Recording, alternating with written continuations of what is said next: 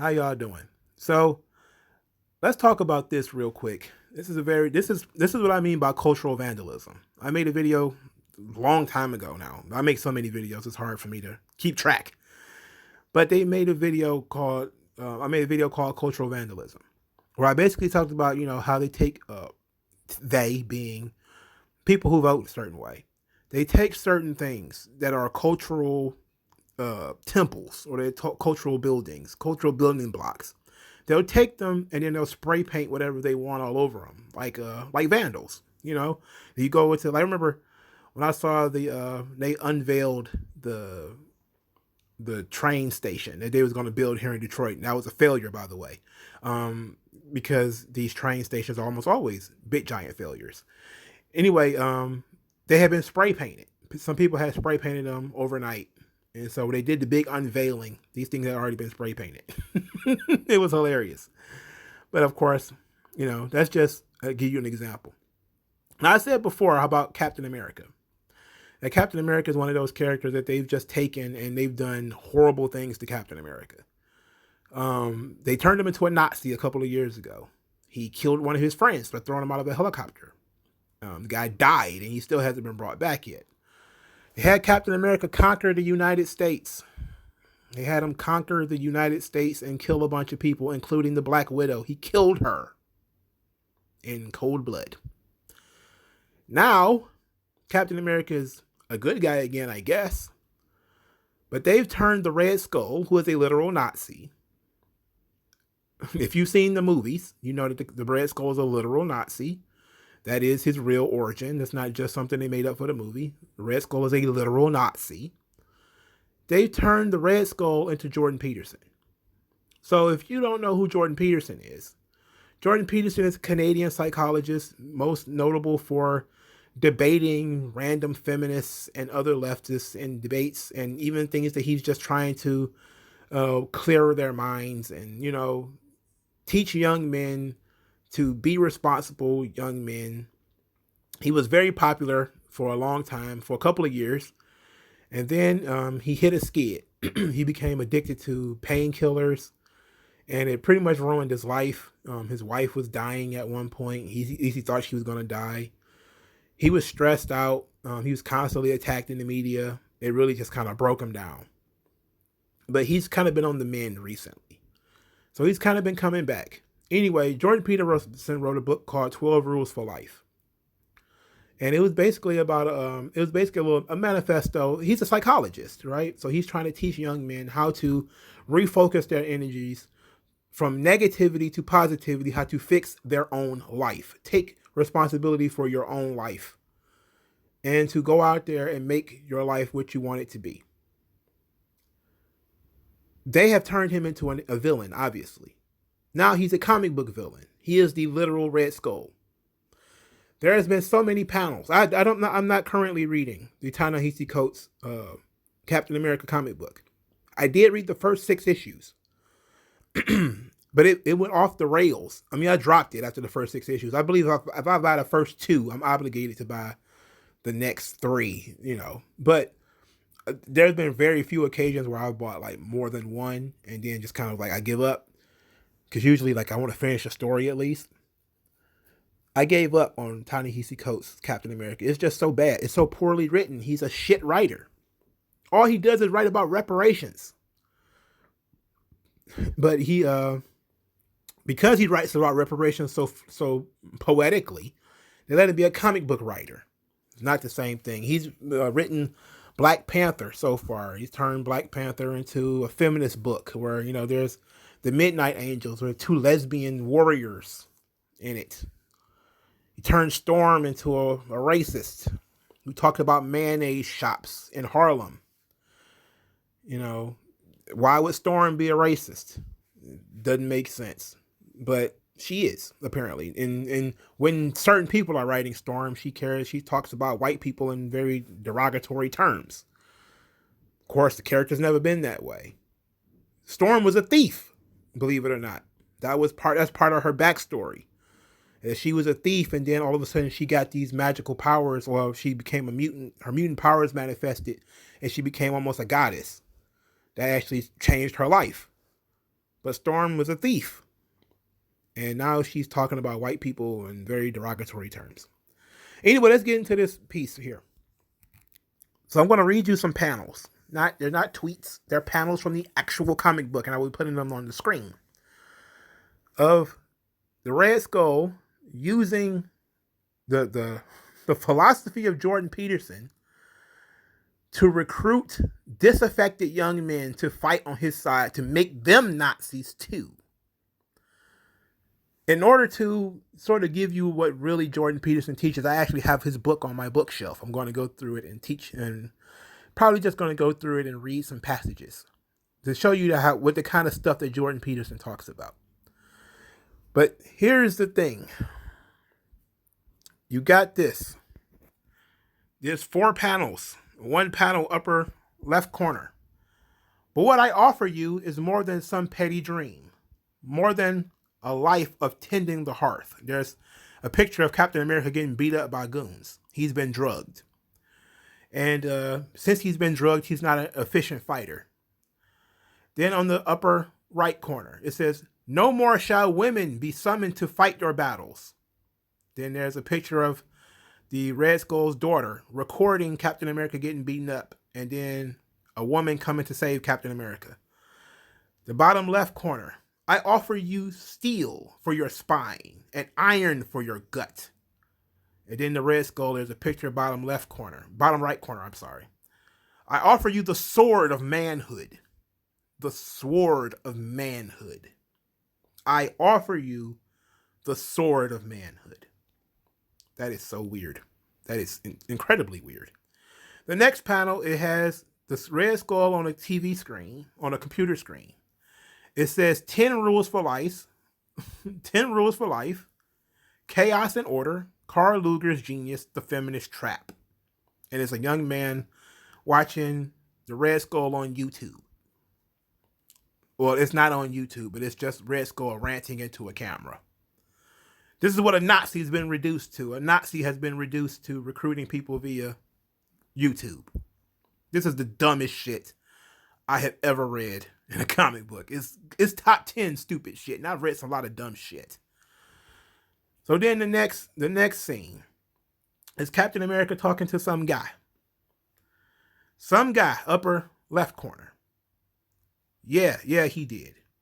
Captain America says, "It's the same for all of them. Young men, weak, looking for purpose. I found the flag. You found the badge. They found the skull." Bottom left corner. He tells them what they've longed to hear, that they're secretly great, that the world is against them, that if they're truly men, they'll fight back. Bottom right corner, Captain America continues, "And bingo, that's their purpose. That's what they live for, and that's what they'll die for."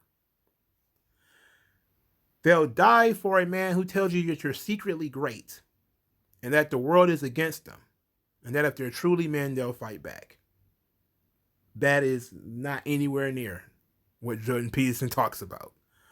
Jordan Peterson says stuff like, life is hard, but you have to suck it up. You can't, become a big pile of mush just because things are more difficult. I'm actually going to go through his book, which is called 12 Rules for Life, and I'm going to read a passage. I have to find it first, so give me a minute to find it.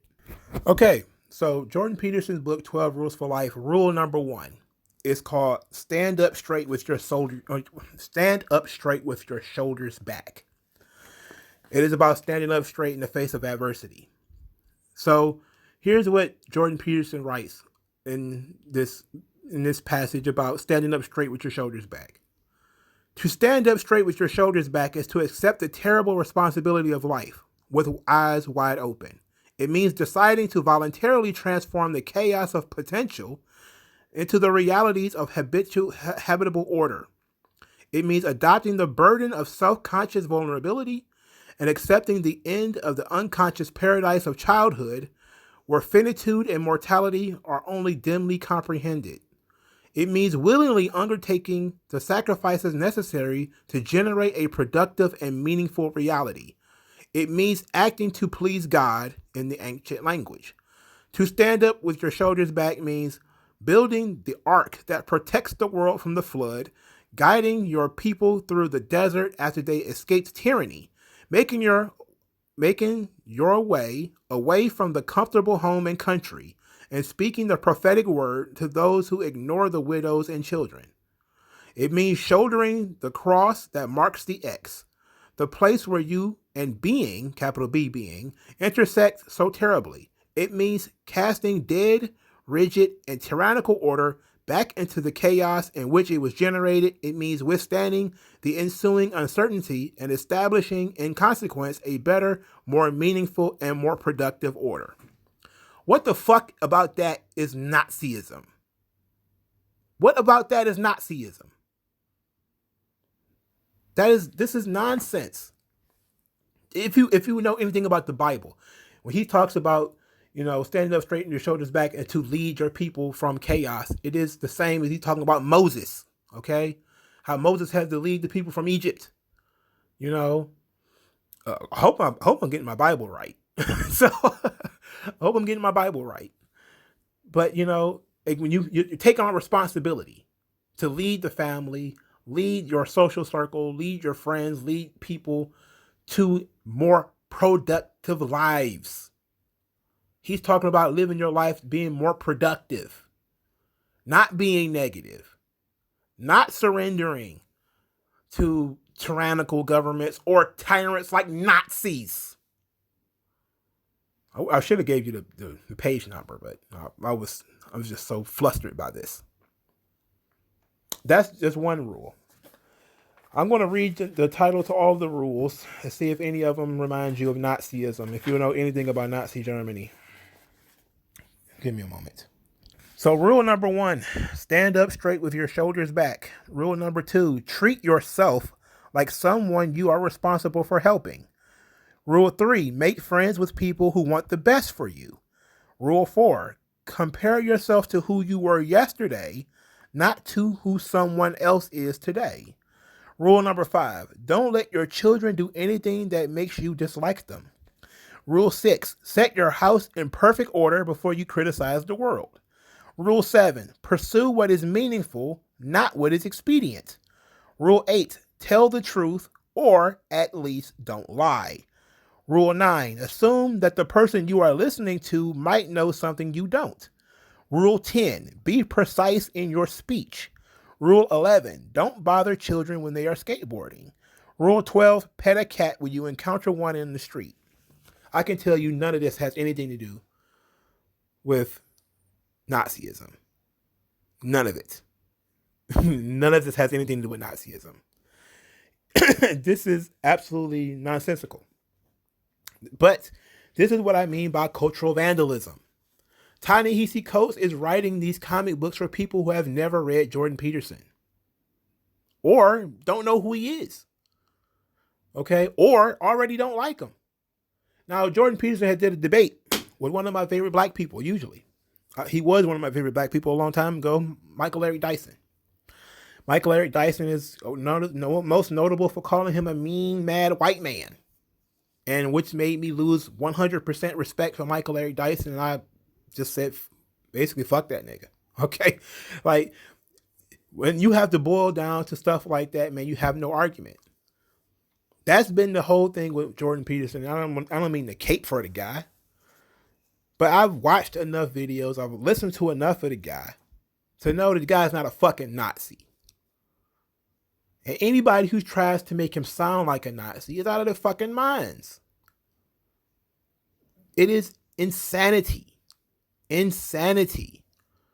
that this book isn't even really all about men. Like, it is a good book for young men because young men are the ones who are kind of disaffected by society. But women could get out of this stuff too. I mean, what about this stuff is specifically male? Treat yourself like somebody you're responsible for helping. Does that mean you're only male or female? Anybody can do that. Tell the truth or at least don't lie. Anybody could do that. What the fuck does that got to do with Nazism? What did that got to do with Nazism? Don't bother children while they're skateboarding? What does that have to do with Nazism? None of this has anything to do with Nazis. It is singularly the only argument that they can make is to call people names. This is embarrassing from the point of, especially from the point of, Ta-NeHisi Coates is supposed to be an intellectual. This is who they tout as an intellectual. Ta-NeHisi Coates' book, Between the World and Me, I think it's called, it's shoved in your face. If you watch The Equalizer 2, they got Denzel Washington shoving this book into some kid's face. You need to read this. It'll change your life. It's a fucking black victim book. It's not actually going to change his life. It's not going to make him any better. It's going to make him bitter. It's going to piss him off. Because that's what this stuff is for. He writes reparations articles. And they got this guy writing Black Panther and Captain America. Now, the Black Panther in space is not that bad. Okay? I'll give him credit. It's not that bad. But his Captain America is awful. It's awful. And this is what they put into the universe. Jordan Peterson is a Nazi. This is ridiculous. It is absolutely ridiculous. I don't know what more to say. I don't know what more to say. Hell, I could teach from Jordan Peterson's book. I read it 2 or 3 times. I guarantee you there's nothing Nazi, no Nazism about it. He's most known for telling people to clean their room, which is the old, he's talking about make sure your own place is in order before you criticize the world. That's what he means by cleaning your room, making sure your own living space is clean. Making sure your own life is in order before you criticize others. How is that Nazism? What about that is Nazism? Make sure your own house is in order before you start going out criticizing other people. How is that Nazism? What about that is Nazism? He debates feminists because feminists are wrong. But Ta-NeHisi Coates doesn't think that way. He thinks the feminists are right. But he's also an effete man. And I mean effeminate. I was shocked to hear that he had a son. This kind of stuff is the very definition of what I mean by cultural vandalism. He not only took Captain America and and the Red Skull and flipped them to what he wanted them to be. He then took Jordan Peterson and flipped him to what it wanted it to be. He inverted everything. Captain America is weak. He's getting beat down by a bunch of chumps because he's been drugged. He needed a woman to save him. That part he knew everybody's going to be bothered with. Then he doubles back by saying if you do have a problem with it, it's because the Nazis have told you that men shouldn't be getting saved by women. It's like he shouldn't be getting saved by women because these women are not better than Captain America. If it was Wonder Woman, sure. If it was, somebody who could shoot laser beams from their ass, sure. But these women are not stronger and better fighters than Captain America. Why are they the ones saving him? It's ridiculous. It doesn't even make sense in the course of the story that he's writing.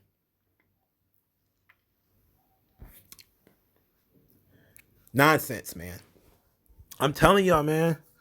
Y'all think that y'all think I was bullshitting when I was talking about this old cultural vandalism stuff. I'm not. It's out there. It's everywhere, dog. I'm just going to say it. They got dudes having sex with dudes and saying that they're still straight. Because that dude says that he's a woman. And so 2 dudes having sex, sword fighting. You're still straight. Like, dude, what is the problem with being gay?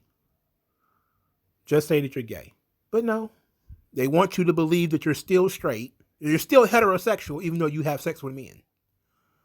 Well, because technically it's not a man, it's a woman.